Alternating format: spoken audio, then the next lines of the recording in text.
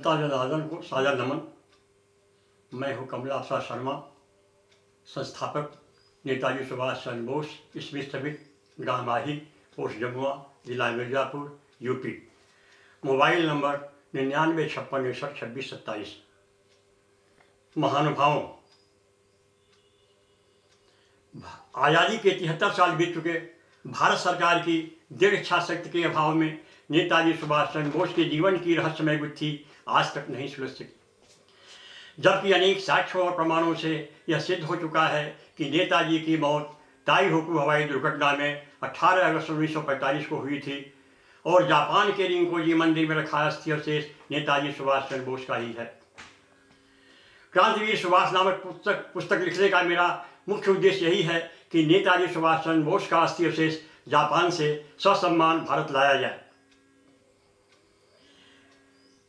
क्रांतिवीर सुभाष नामक पुस्तक में मैंने नेताजी का कृतित्व एवं उनके अंतिम जीवन यात्रा का सौ प्रमाण वर्णन किया है। और ये नेताजी सुभाष चंद्र बोस महानुभावों से मेरा यह प्रार्थना है कि नेताजी सुभाष चंद्र बोस के इस पुस्तक को एक बार जरूर अध्ययन करें और उस पर विचार करें। परम तेजस्वी क्रांतिवीर नेताजी सुभाष चंद्र बोस देश की आज़ादी खातिर जो त्याग और बलिदान किया वह इतिहास के पन्नों में स्वर्ण अक्षरों में लिखे जाने योग्य है। ये अवतारी पुरुष थे। कुलीन परिवार, रहने के लिए आलीशान भवन, प्रतिष्ठा, सम्मान, पारिवारिक सुख सुविधा, ICS जैसा उच्च पद इन्हें प्राप्त था, किंतु सबको एक साथ ठुकराकर देश की आज़ादी के लिए कंठ का किरण राह अपनाया। बार बार विश्व का भ्रमण करते रहे ताकि विश्व को भारत की स्थिति के बारे में पता चल सके और विश्व का समर्थन प्राप्त हो सके। हम अपने देश में ही गुलाम क्यों हैं, इसका तुलनात्मक अध्ययन किया और पाया कि हमारा देश जात बिरादरी के खेमों में बटा हुआ है, ऊंच नीच का भेदभाव है, एकता की कमी है, जिससे हम एकता के सूत्र में बंध जाएंगे। समवेत हुंकार के समक्ष विदेशी सत्ता एक दिन भी नहीं टिक पाएगी। इस क्रांतिवीर का प्रतिभाशाली व्यक्तित्व, उज्ज्वल चरित्र, आत्मविश्वास, सत्साहस, मुखमंडल पर दमकता हुआ तेज, सर्वगुण संपन्न ऐसा गुरुत्वाकर्षण था जिससे एक बार ही साक्षात्कार होता इनका हो जाता था। इटली का अधिनायक मुसोलिनी का बड़ा सम्मान करता था। सोवियत नेताओं पर भी अच्छा प्रभाव था। जर्मनी का फ्यूहरर हिटलर जैसा तानाशाह भी इनकी बुद्धिमत्ता और साहस की भूरी भूरी प्रशंसा करता था और विशेष परिस्थितियों में इनसे सलाह भी दिया करता था। नेताजी अपने साथियों से कहा करते थे कि पहले हम अपने भीतर की मानवता को जागृत करें। हमें तरस आता है ऐसे युवकों पर जिन्हें यह मालूम ही नहीं कि जीवन का उच्च आदर्श क्या है। खाना पीना, अलमस्ती करना, इसी में अपना अमूल्य समय गवा देते हैं। महान वह है जो देश के लिए मर मिटे। नेताजी एक कुशल राजनीतिक, एक कुशल सेना नायक तो थे ही, साथ ही साथ एक महान आध्यात्मिक पुरुष थे, एक महान दार्शनिक थे, एक महान योगी थे। आज़ादी की लड़ाई में जेलों में रह करके भी आध्यात्मिक चिंतन किया करते थे और योगाभ्यास किया करते थे। सन 1921 में प्रिंस ऑफ वेल्स के आगमन के विरोध में जब पहली बार जेल गए थे, अलीपुर जेल में थे, इनके साथ इनके राजनीतिक गुरु देशबंधु चित्तरंजन दास भी थे। आपस में चर्चाएं होती थी। उस चर्चाओं के मध्य आध्यात्मिक विषय पर भी चर्चा होती थी। कुछ पंक्तियां हैं। आपस में मिलकर बातें करते नहीं यातना का डर है, मातृभूमि के लिए समर्पित बंदी खाना अपना घर है। राजनीति पर बातें करते समय बिठा नहीं होता, आध्यात्म विषय पर भी चर्चा सुभाष चंद्र के मुख से होता। ठोस ज्ञान आध्यात्म जगत का चित्तरंजन मन में किया विचार, सचमुच में यह देव पुरुष है, इससे मातृभूमि का उपकार। प्रश्न किया आध्यात्म विषय पर उत्तर अंतः दिल में भाई, हे सुभाष तू महामना हो, धन्य है माँ जो जन्माई। कभी धारा प्रवाह भाषण कर स्वामी विवेक बन जाते हो, कभी योगिंद्र अरविंद साधक पर ध्यान लगाते हो। ऋषि अग्रसता चिंतनत भारत सृजन कल्पना में खोते हो, कभी अग्नि का ज्वाला बनकर रौद्र रूप में होते हो। ब्रिटिश हुकूमत नेताजी के व्यक्तित्व से बहुत घबराती थी और बार बार उनको जेल में डालती रहती थी। 11 बार जेल में डाला था। 12वीं बार इनको इनके घर में ही नजरबंद कर दिया और चौहदीवारी के चारों ओर पुलिस का पहरा बैठा दिया ताकि कोई जनसंपर्क न करने पाए। नेताजी ने सोचा, जब मैं ही जेल के अंदर हूं, अपने घर में नजरबंद हूं, तो भारत माँ को कैसे आजाद कराऊंगा। यही सोचकर माँ आदिशक्ति दुर्गा के ध्यान में ध्यानावस्थित हो गए। कुछ पंक्तियां हैं। सोचकर यही आंख मूंद ली, सोचकर यही आंख मूंद ली, भव के मत ध्यान को लाया, तन की सुधि लिखो बैठे अपने को इतर लोक में पाया। अंतर्नाद हो रहा था दिल में, अंतर्नाद हो रहा था दिल में, दिव्य शक्ति थी उन्हें जगाती, अरे विशेष कार्य के लिए अवतरित मां भारती तुझे पुकारती। जनता जनार्दन तुझे निहारती, आजादी का उठाया बीड़ा तू, जागो उठो कदम बढ़ाओ मिटाओ मानसिक पीड़ा तू। हर बाधा को पार करोगे, हर बाधा को पार करोगे, चहर दीवारी की क्या औकात, ऐ वीर बच्चे तू धैर्य लिखो, दिव्य शक्ति है तेरे साथ। रोमांचित हो गया शरीर, रोमांचित हो गया शरीर, मां दुर्गा की थी छाया, आंखें खुल गई स्वतः सुभाष की, आत्मबल उनमें आया। वीर सावरकर की बातों पर, वीर सावरकर की बातों पर फिर से गहन अध्ययन किया, भारत से पलायन करने का व्यूह रचना का चयन किया। बात यह है कि एक बार महात्मा गांधी जी ने इसे नाराज होकर के पार्टी से अलग कर दिया, कांग्रेस पार्टी से, तो विश्व कवि रविन्द्रनाथ टैगोर जी ने गांधी जी से आग्रह किया कि बंगाल के इस वीर पुत्र को पार्टी से अलग न करें, नहीं तो आंदोलन कमजोर पड़ जाएगा। लेकिन गांधी जी ने एक न सुनी। अंत में नेताजी एक अलग पार्टी बनाई फॉरवर्ड ब्लॉक के नाम से, और नवजागरण के लिए देश भ्रमण के लिए निकल पड़े। पूना में वीर सावरकर से इनकी भेंट हुई।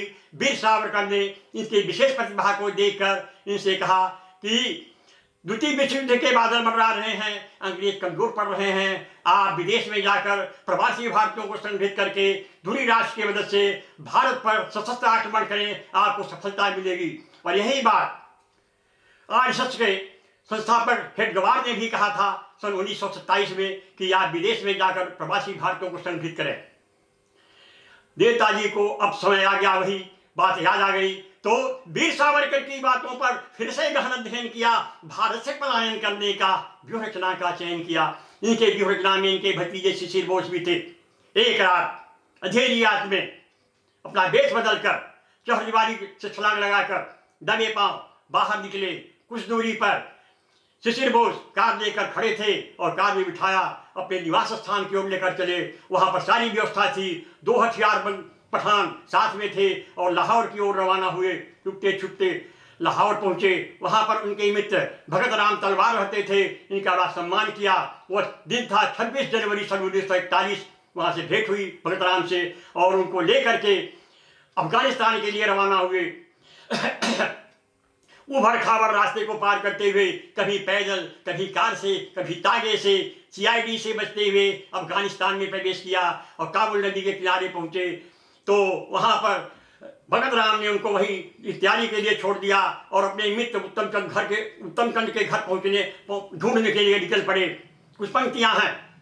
नदी इस पार छोड़कर सुभाष को, नदी इस पार छोड़कर सुभाष को, भगत राम उस पार गए, पूछताछ करते लोगों से उत्तमचंद के द्वार से गए। परेशान थे, खोज रहे थे, भटक रहे थे इधर उधर, चीनी बर्तन के व्यवसायी थे, मिला मकान नदी तट पर।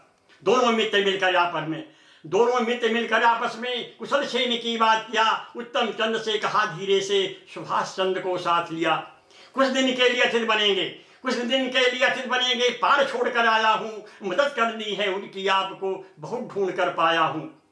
सुनकर नाम सुभाष चंद्र का अंतर्मन बासो उछल पड़ा। अरे अतिथि बनेगा क्रांतिवीर, उत्तम के मुख से निकल पड़ा। अरे बहुत बड़ा भाग्य है मेरा, उनकी सेवा कर पाऊं, जिसने सब कुछ त्यागा अपना, उसका वर्णन कर न ढाऊं। हुलिया बता दिया भगत ने आपस में नाम बदलने का, मेरा नाम रहमान खान है, जियाउद्दीन नेताजी का। आपस में करते बात चले, पुल से नदी को पार किया, सुभाष चंद्र ने आते देखा, अब तक थे इंतजार किया। उत्तमचंद ने देखा सुभाष को, थे अजनबी बने हुए, दाढ़ी बढ़ी, सिर पर पगड़ी, अचकन पहनकर खड़े हुए। गले मिले सीने से लगाया, धन्य धन्य तू हे रणधीर, माँ का को किया सफल तू, धरती पर अवतरी सूरवीर। चल पड़े सुभाष व्यथा कहते, चल पड़े सुभाष बिठा करते उत्तम चंद के घर की ओर। पथरीला रास्ता ऊबड़ खाबड़, रात हो गई थी घनघोर। घर पर पहुंचे उत्तम चंद जी, घर पर पहुंचे उत्तम चंद जी, साथ में थे दो अतिथि महान। द्वार खटखटाया, पत्नी ने खोला, खाने पीने का बना विधान। बैठकर किया साथ में भोजन, बैठकर किया साथ में भोजन। दोनों की थी ऊंची अरमान, पासपोर्ट बन जाए सुभाष का, जर्मन देश का करे बयान। बिस्तरा लगाया सुला दिया, बिस्तरा लगाया सुला दिया। दोनों अतिथि थके हुए, सारी व्यवस्था कर उत्तम ने स्वयं भी सोने चले गए। जाग रही थी उनकी पत्नी, जाग रही थी उनकी पत्नी। बातों में उलझन आया, पूछा यह कौन है, कहाँ जा रहा। पति ने पत्नी को समझाया, एक क्रांतिजनक है भारत के, एक क्रांतिजनक है भारत के। ब्रिटिश हुकूमत इनसे घबराती, सुभाष चंद्र का नाम सुनी हो दुनिया सारी ने जानती। पत्नी बोली गजब हुआ था, पत्नी बोली गजब हुआ था। ब्रिटिश का दुश्मन लिखा हुआ, इन्हें पकड़ने पर इनाम है, पेपर पर फोटो छपा हुआ। अरे वही व्यक्ति है मेरे घर पर, सुनकर हिम्मत ढल गई। दूसरे क्षण हिम्मत बढ़ आया, बड़े भाग्य की बात रही। अरे इसी बहाने देश की सेवा, इसके लिए शहीदी हम। पत्नी के हिम्मत की बातें सुन पति के भी दिल में आया दम। क्योंकि उत्तम चंद भी घबरा रहे थे, इसलिए अपने क्रांतिकारी को मैं अपने घर में छिपाया हूं। अगर ये भेद खुला, जीवन भर जिंदगी भर जेल में रहना पड़ेगा पूरे परिवार को। फिर भी पत्नी की इस प्रकार साहसपूर्ण बातों को सुन करके उनके दिल में भी दम आया। इस प्रकार से फिर सुबह हुआ, जर्मनी दूतावास की ओर निकल पड़े भगत राम को लेकर के। इस प्रकार से एक माह तक चहलकदमी करते रहे जर्मनी, इटली और रूस दूतावासों की, और अंत में सफलता मिली। अर्लो मजोटा के नाम पर इनका पासपोर्ट बना। कुछ पंक्तियां हैं। जर्मन दूतावास प्रथम उत्तम जी गए दूत बनकर, संपर्क साधते बातें करते भगत राम को संग लेकर। जर्मनी, इटली, रूस देश के दूतावासों को छाना था, सबसे हुई मधुर बातें, अब जर्मनी देश को जाना था। एक माह तक किए थे, पारिवारिक संबंध हो गया था, बाल बच्चों से घुल मिले थे। इस प्रकार जाते समय बिछोह हुआ था और सबके आंखें अश्रुपूरित थी। कुछ पंक्तियां हैं। अश्रुपूरित थी सबकी आंखें, अश्रुपूरित थी सबकी आंखें, पारिवारिक जन बिलख रहे, बाल वृद्ध सब घुले मिले थे, उत्तम चंद भी सिसक रहे।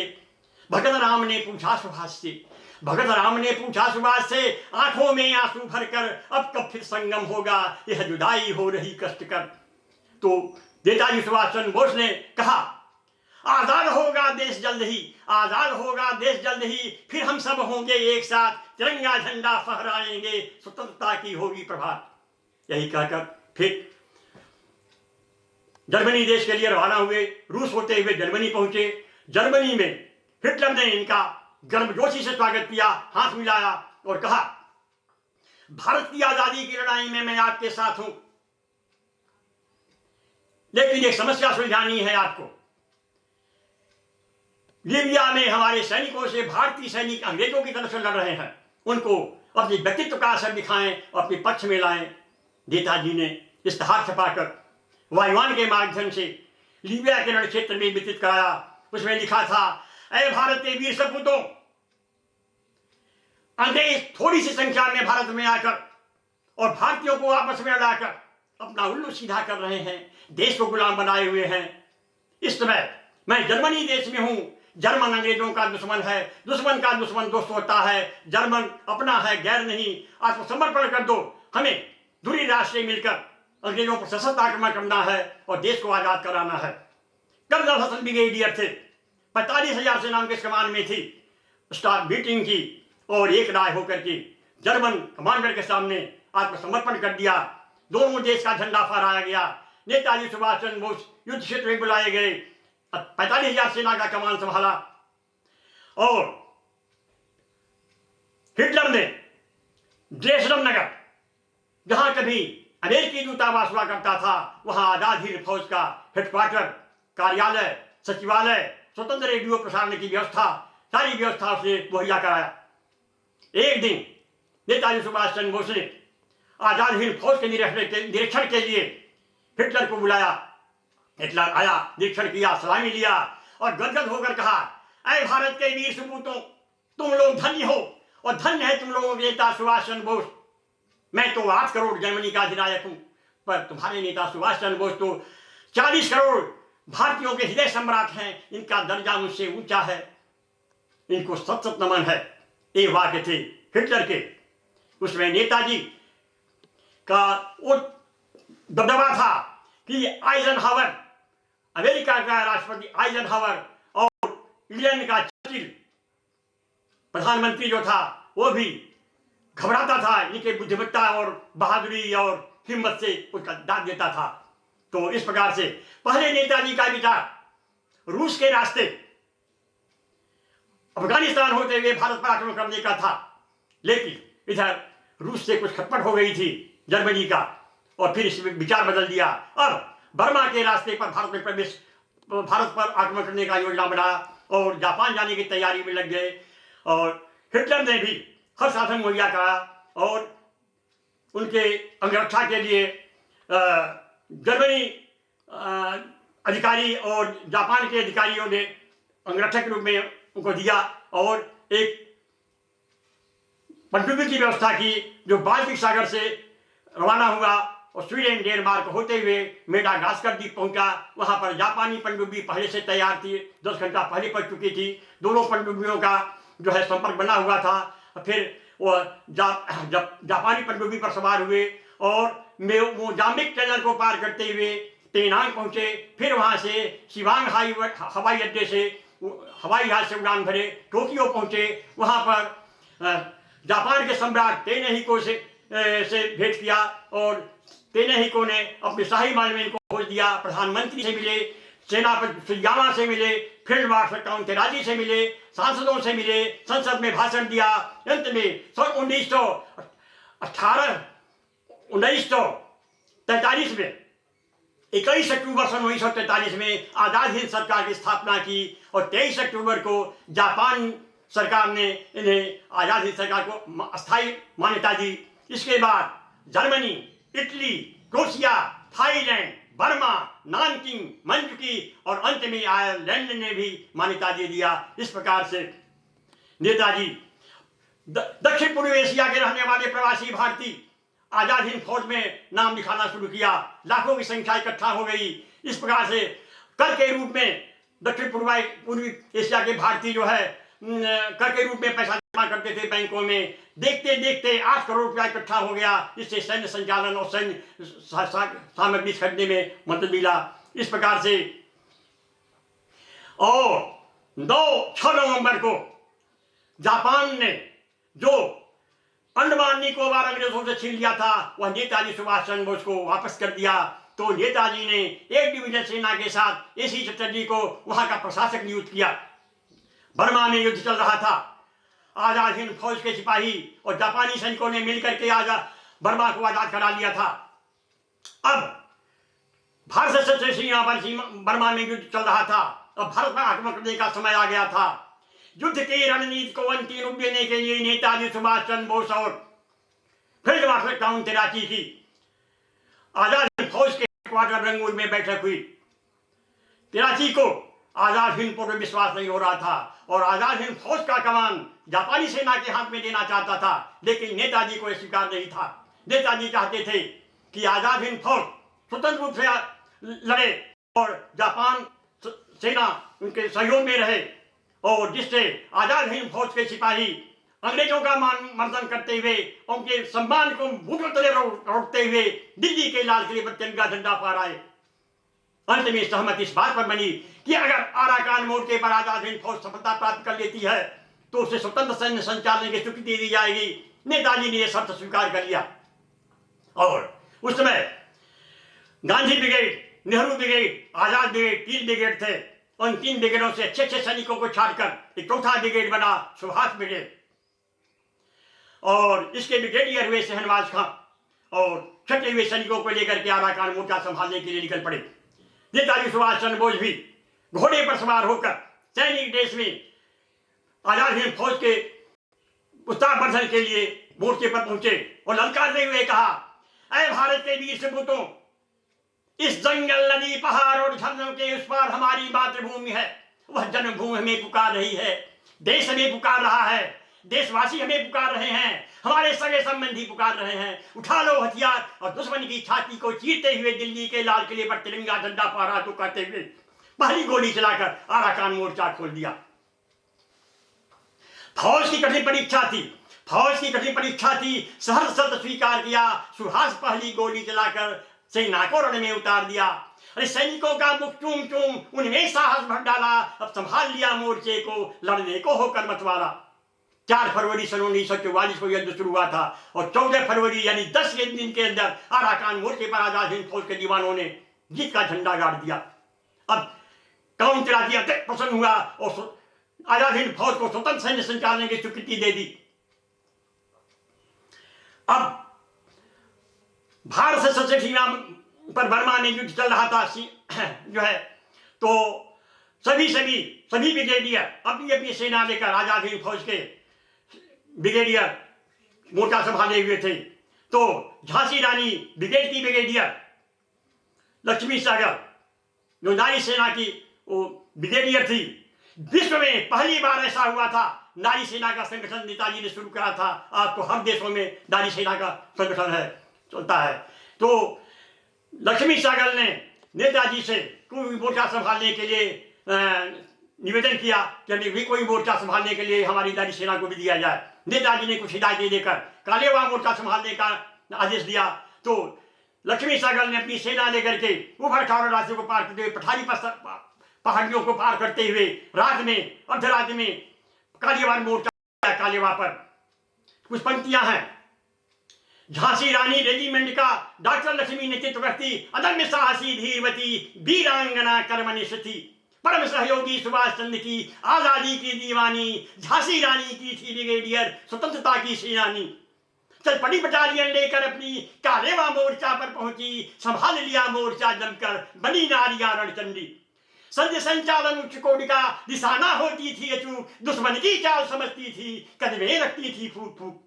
नारा देकर सुभाष चंद्र की, नारा देकर सुभाष चंद्र की, मैदाने जंग में जूझ रही, विजय प्राप्त करना है रण में, बस यही लक्ष्य थी सूझ रही।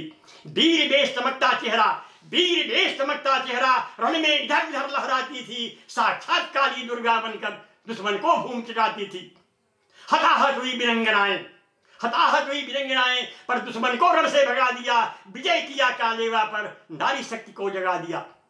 उसी समय शहनवाज खां भी जालेट और पालेखा चौकी पर कब्जा करते हुए सहायता के लिए पहुंच चुके थे कालेवा मोर्चा पर। इस प्रकार से अंग्रेजों को अब अपनी हथियार छोड़कर भागना पड़ा। इस प्रकार से कालेवा पर भी विजय हुआ। अब भारत में प्रवेश करने का समय आ गया। वह दिन था 18 मार्च। 18 मार्च सन 44 था। आजाद हिंद का वह दिन आया, बर्मा सीमा को पार किया, भारत भूमि पर कदम बढ़ाया। मातृभूमि की मिट्टी को चूमा, रचकन मस्तक पर धारण की, उमंग था जंग की जनून थी, कोहिमा की ओर रुख कर दी। जंगल की आग की तरह फैला समाचार भारत के कोने में, अंग्रेज हुए आश्चर्यचकित, जो विश्वास नहीं था सपनों में। आजाद हिंद फौज हिंद में, आजाद हिंद फौज हिंद में, कोहिमा राजमार्ग को घेरा, दुश्मन के सिपाहियों को भगा दिया, सघन वन में किया बसेरा। योजना बनी कोहिमा दखल की, रसद का पूरा प्रावधान किया, हथियारों से मुस्तैद हुए मणिपुर को प्रस्थान किया। कालादान पालेर हासिल कर कोहिमा को अपना बना लिया, आगे बढ़े इम्फाल मोर्चा, दुश्मन से मुकाबला किया। होने लगा युद्ध भयंकर, होने लगा युद्ध भयंकर, खूनों की नदियां बहती थी, दोनों ओर से लाशें गिरती, चीलों की झपट्टा होती थी। नोच रोज खाते मुर्दों को, काम चाव कब्जे करते थे, आसमान में गिद्ध मंडाते, मांसों के लिए मचलते थे। गड़गड़ाहट होगी तोपों की, गड़गड़ाहट होगी तोपों की, कानों के पर्दे फटते थे, बंदूकों से गोलियां निकलती थी, तलवारों से दुश्मन कटते थे। कड़कड़ कड़कड़ते गा कड़कते, छपड़ छपड़ तलवार चले, भाले और करवाल करौली दोनों ओर ललकार चले। हिंद फौज अब सर्कस पड़ती, हिंद फौज अब सर्कस पड़ती, पट पट पर बढ़ती जाती थी, हताश हो रही अरकी सेना चहुओर से घिरती जाती थी। भाग चली अंग्रेजी सेना, भाग चली अंग्रेजी सेना, जिधर भी गांव मिला इधर उधर तिरंगा झंडा फहर गया, इम्फाल को अपने कब्जे में कर। इस प्रकार से मणिपुर, कोहिमा और इम्फाल पर आजाद हिंद फौज के दीवानों ने तिरंगा झंडा लहराकर हजारों किलोमीटर एरिया को अपने अधिकार में कर लिया और वो कलकत्ते तक के नजदीक पहुंच चुके थे। और अगर कलकत्ता में प्रवेश कर जाते, बंगाल में अगर प्रवेश कर जाते तो शायद इतिहास ही कुछ और होता। लेकिन इसी बीच अमेरिका और रूस की सम्मिलित सेना ने जापान पर अपनी सेना कूच कर दिया था और सम्मिलित सेना लड़ाई के लिए मैदान में आ गई थी जापान में। तो जापान के जनरल ने अपने सैनिकों को वापस बुला लिया अपने देश की रक्षा के लिए। अकेले पड़ गए आजाद हिंद फौज के सिपाही, हथियारों की कमी पड़ गई, रसद की कमी पड़ गई और भूखे प्यासे निहत्ते कब तक लड़ते। अंत में नेताजी ने इन लोगों को रंगून बुला लिया। तो असफल जरूर रही, लेकिन अंग्रेजों को यह भान हो गया कि भारत पर शासन करना गलाओं की पहाड़ पर बैठने के समान है। लोग कहते हैं दे दी हमें आजादी बिना खड्ग बिना ढाल, साबरमती के संत तूने कर दिया कमाल। नहीं, सत्ता रूपी महल को तूने खंडहर किया लक्ष्य भेद कर, जस लगा किसी और के हाथ जर्जर खंडहर को ढकेल कर। तो गांधी जी सत्ता रूपी महल को धराशायी करने के लिए 100वें ईंट साबित हुए थे। तो उस 99वें ईंट जो नेताजी सुभाष चंद्र के आजाद हिंद फौज के दीवाने थे, जो सेना जो सत्ता रूपी महल को जर्जरित कर दिया था, हिला कर रख दिया था, तो असली जो है जाता है श्रेय नेताजी सुभाष चंद्र बोस के आजाद हिंद फौज को। जबकि प्रथम भारत में आजाद हिंद फौज का निर्माण करके बर्मा के रास्ते से भारत में प्रवेश किया और मणिपुर, कोहिमा, इम्फाल पर अधिकार करने में 26,000 जौहरियों ने प्राण की आहुति दे दी। अंग्रेजों के रोंगटे खड़े हो गए कि अब भारत पर शासन करना ज्वालामुखी पहाड़ पर बैठने के समान है। तो 15 अगस्त 1947 को देश को आजाद करके चले गए, लेकिन जाते जाते भारत को 2 खंडों में विभक्त कर दिया। काश अगर नेताजी सुभाष चंद्र बोस होते ये नौबत न आती, अखंड भारत बना रहता। कुछ पंक्तियां हैं। असमय में यह दृश्य हेतु, असमय में यह दृश्य हेतु, जब देश का होता था बंटवारा, आत्मा तड़प उठी होगी तेरी यह देख कर अंतिम निपटारा। यदि होते उपस्थित प्रत्यक्ष रूप किसी की दाल न गल पाती, हिंदू मुस्लिम की बात न होती, अंग्रेजों की चाल न चल पाती। हे सुभाष, हे सुभाष, यदि भारत में होता तेरा अवतार नहीं, सफल न होता सत्याग्रह आंदोलन का होता विस्तार नहीं। आजाद हिंद फौज का, आजाद हिंद फौज का विदेश में रहकर करता कौन संगठन, अंग्रेजी सेना में फूट डालकर सत्ता का करता कौन पतन। हे सर्वव्यापी ब्रह्मांड नायक, हे सर्वव्यापी ब्रह्मांड नायक, हे अच्युतानंद तू बदला दे, अखिल ब्रह्मांड का तुम्हें पता है, उन्हें ढूंढ कर पुनः बुला दे। हे सचराचर के स्वामी, किस लोक का दिया है उनको काम, बृहत्तर भारत का कार्य अधूरा, पुनः भेज दो श्री भगवान। लेकिन लगता है भगवान ने भेज दिया है। भारत के यशस्वी प्रधानमंत्री राष्ट्रपति माननीय नरेंद्र भाई मोदी के जी के रूप में मोदी है तो मुमकिन है। और माननीय मोदी जी से यही निवेदन है कि नेताजी सुभाष चंद्र बोस का अस्थि अवशेष अगर जापान से भारत आप समय में नहीं आया तो निकट भविष्य में आने की कोई गुंजाइश नहीं होगी, क्योंकि मोदी है तो मुमकिन है। मैंने एक पत्र भी लिखा है प्रधानमंत्री कार्यालय को और उसका जवाब भी आया था। बाद में कि विदेश मंत्रालय भेज दिया गया है, कैसे कैसे चल रहा था, कई प्रतिबिहार हो रहा था। लेकिन इसी बीच कोविड-19 क्या कहते हैं उसको, कोरोना काल में ये जो है फिर स्थगित हो गया। लेकिन 2017 में तत्कालीन गृह मंत्री राजनाथ सिंह से मैं स्वयं जाकर दिल्ली उनके बंगले पर मिला था और पत्र उनको दिया था। उस पत्र में जो मैं दिया हूं उसका सारांश थोड़े में मैं वर्णन करना चाहता हूं जनता जनार्दन के समक्ष।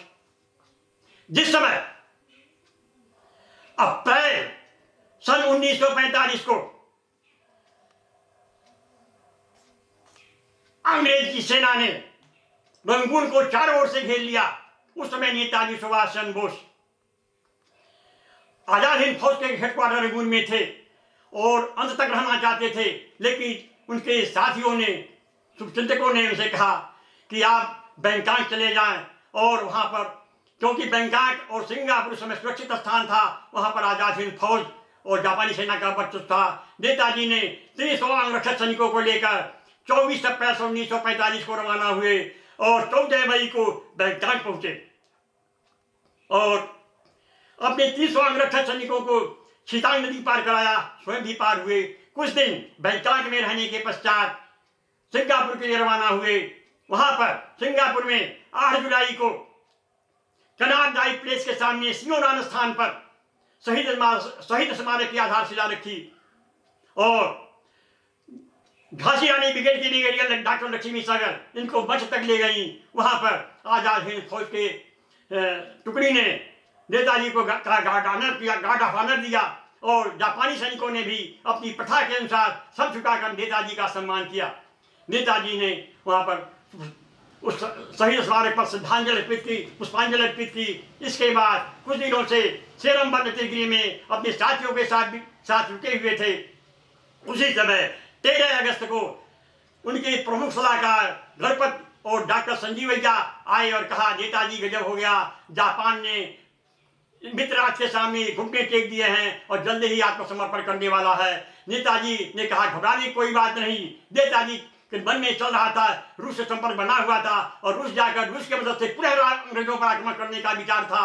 और फिर शाम को अपने 2 निजी बॉम्बर जहाज से अपने साथियों के साथ वहां से सिंगापुर 100 किलोमीटर की दूरी पर था, उड़ान भरे और सिंगापुर पहुंचे, रात रुके। फिर सुबह समुद्र के किनारे स्थित अपने निजी बंगले पर अपने शुभचिंतकों की, अपने सलाहकारों की एक मीटिंग बुलाई और मीटिंग में 14 और 15 2 दिन मीटिंग चला। फिर 16 तारीख को वहां से योजना के अनुसार बैंकॉक के लिए रवाना हुए अपनी सभी साथियों के साथ उसी हवाई जहाज से। फिर रात रुके, फिर सुबह बैंकॉक से योजना के अनुसार सैगोन पहुंचे अपने साथियों के साथ। वहां पर जापानी भारी बॉम्बर जहाज जापान होते हुए मंचूरिया जाने के लिए तैयार थी, केवल नेताजी की इंतजारी कर रही थी और केवल एक सीट खाली था, लेकिन उनके साथी अकेला नहीं छोड़ना चाहते थे। अंत में एक सीट और खाली कराया गया जिसमें हबीबुर रहमान बैठे और उनके पीछे हबीबुर रहमान थे, उनके बगल में डॉक्टर जनरल सिरई थे, क्योंकि उन्हीं के नेतृत्व में मंचूरिया में अंग्रेजों रूस के समक्ष आत्मसमर्पण करना था और नेताजी को मध्यस्थता निभानी थी। तो बगल में सिरई थे और इस प्रकार से 7 जापानी अधिकारी, 3 चालक दल, नेताजी सुभाष चंद्र बोस, हबीबुर रहमान, कुल 12 लोग थे। उड़ान भरे, तुरैन पहुंचे। तुरैन में रात रुके क्योंकि वहां पर काउंट तेराजी से नेताजी को मिलना था और जापानी अधिकारियों से भी बातें करनी थी, अतः रात वहां रुके। फिर सुबह 8 बजे वहां से रवाना हुए और पहुंचे ताई होकर पहुंचे। वहां पर दोपहर का भोजन किया, विश्राम किया। फिर 3 बजे उड़ान भरते ही जो है आग लग गई और नीचे जब आसमान से नीचे गिर गया तो उसमें ताकाहाशी, नोनोगाकी या रई और हबीबुर रहमान 4 लोग के दाग बच गए थे और जनरल सिरई तो वहीं पर ऑन द स्पॉट मारे गए थे। नेताजी भी किसी प्रकार से बाहर निकले तो लोगों ने देखा, हबीबुर रहमान और उनके साथियों ने, कि नेताजी के कपड़ों में आग लग गई है। उस कपड़े को उतरवाने में मदद किया, काफी झुलस गए थे। उसको लारी के बैठा कर उनको और नानमोन अस्पताल जो जापानी सैनिक अस्पताल था वहाँ पर ले गए और वहाँ ताकाहाशी, नोनोगाकी और रई साथ में थे जो जापानी अधिकारी थे। वहाँ पर तेनायोशी उसमें बड़े डॉक्टर थे और उनका इलाज किया। उनके जले हुए खून को शरीर से बाहर निकाला और नया खून चढ़ाया और कुछ होश आया। इसके बाद नेताजी ने हबीबुर रहमान से कहा कि तुम कैसे हो? हबीबुर रहमान ने कहा मैं तो नेताजी बहुत स्वस्थ हूँ, भगवान करें आप भी सही ठीक हो जाए जल्दी से जल्दी। उन्होंने कहा नहीं, मेरा अंतिम समय आ गया है, अब मैं नहीं बचूंगा और तुम अगर भारत में जाना तो भारतीयों को कहना कि आजादी की लड़ाई रुकनी नहीं चाहिए, हमारा देश बहुत जल्द ही आजाद होगा। अब अंग्रेजों को हिम्मत छूट रहा है और हम आजाद होकर रहेंगे। और यही कहकर फिर बेहोश हो गए, फिर होश नहीं आया। 7 बजते बजते उनकी मृत्यु हो गई और तेनायोशी ने मृत्यु घोषित किया। इस प्रकार से अब इसको ले जाना था जापान। 100 को, लेकिन वहाँ पर कोई साधन उस समय नहीं था, इमरजेंसी का समय था, कोई साधन नहीं था। अंत में उनका सौदागरी ले गए, दाका मुरा और दाका तोमो और हबीबुर रहमान तीनों थे। इसके बाद वहाँ पर जो है सौदागरी किया गया और शेष को अस्थिकलश में रखा गया और 7 सितंबर को ताशुओ हाया सीधा और सकई और हबीबुर रहमान उसको लेकर रवाना हुए, जापान पहुंचे। जापान में जो कि जापान सरकार की अनुमति से वह रिंकोजी मंदिर में आज भी रखा हुआ है। सन 1900, अच्छा, अब इसके बाद 23 नवंबर सन 1945 को अमेरिकी युद्ध विमान में बंदी बनाकर जब हबीबुर रहमान भारत लाए गए और दिल्ली के लाल किले में इन दर्शकों के समक्ष इनको एक कचरी में उनके रखा गया। 1 माह तक कचरी में रहे। इसके बाद सारी बातें उन्होंने, जितना मैंने वर्णन किया है, हर बातें बताई और अपने स्तर से CSDIC प्रमुख एंडरसन ने अपने स्तर से जांच कराया और हर जगह अपने आदमियों को भेजकर और सही पाया। और एक प्रमाण यह है, और लॉर्ड माउंटबेटन के कार्यालय के मुख्य कार्यालय के इंटेलिजेंस प्रमुख जॉन फिश ने भी अपने स्तर से जांच कराया, जो कि सही पाया। और आज भी वह इंग्लैंड के इंडियन लाइब्रेरी में आज भी सुरक्षित रखा है कि नेताजी की मौत ताई को हवाई दुर्घटना में ही हुई थी। इसके बाद तमाम प्रमाण है कि नेताजी की मौत ताई को हवाई दुर्घटना में हुई थी। सारी बातें अपने साथ में बताई जाओ, बहुत लंबा है, जो कि हमारे क्रांतिवीर सुभाष में सब लिखा हुआ है और सब तमाम प्रमाण के साथ। और इसके बाद यह तो सर्वविदित है कि नेताजी सुभाष चंद्र बोस की कीमत पर ही देश को आजादी मिली थी। उनको निश्चय ही अपने देश में उचित स्थान मिलना चाहिए। उनकी जीवनी निश्चय ही राष्ट्र के लिए प्रेरणादायक है। दक्षिण पूर्व एशिया के रहने वाले भारतीय मूल के बड़े बूढ़े अपने बच्चों को बड़े गर्व से बताते नहीं थकते कि नेताजी सुभाष चंद्र बोस के कुशल नेतृत्व को बचपन में नजदीक से देखा है और उनकी वीरता को कहानी सुनाया करते हैं। किंतु हमारा देश नेताजी को भूलता जा रहा है, किंतु हमारा देश नेताजी को भूलता जा रहा है। भारत सरकार को चाहिए कि भारत भर के विद्यालयों में नेताजी सुभाष चंद्र बोस की जीवनी अनिवार्य रूप से पढ़ाई जाए, ताकि आज के छात्र जो दिग्भ्रमित होकर भटकाव में हैं, उनमें शक्ति का संचार हो, चरित्र का निर्माण हो, राष्ट्रभक्ति की भावना बढ़े, राष्ट्र के उत्थान की बातें सोचे। साथ ही साथ भारत सरकार को चाहिए कि जापान के रिंकोजी मंदिर में रखा अस्थि अवशेष नेताजी का भारत लाया जाए, उसका डीएनए टेस्ट हो। अगर सही है तो गांधी जी के समाधि के बगल में नेताजी सुभाष चंद्र की समाधि स्थापित हो और उन्हें भारत रत्न से भी घोषित किया जाए और 18 अगस्त को उनका पुण्यतिथि घोषित किया जाए। इसी परिप्रेक्ष्य में कुछ पंक्तियां मैं सुना रहा हूं, दिल की उद्गार। अरे नहीं आए सुभाष, जब से गए नहीं आए, जनमानस के मराल आजा तत्काल, मां भारती पुकारती किस देश में हेरायो है। जनमानस के मराल आजा तत्काल, मां भारती पुकारती किस देश में हेरायो है। देशवासी हैं देशवासी हैं बेकरार, प्रवासी कर करके ख्याल, रह रह करके हर के हिय में हुक्म खियायो है। हे प्रभावती के नंदन, देश करता है कंदन, बंदन है सुभाष चंद्र जानकी नाथ के जायो है। बाम्बर जहाज से मंचूरिया को उड़ान किए, ऊंची अरमान लिए मन में, ताई होकू के निकट विकट घर्षण हुआ इंजन में, जलती जहाज यमुनी पर आयो है।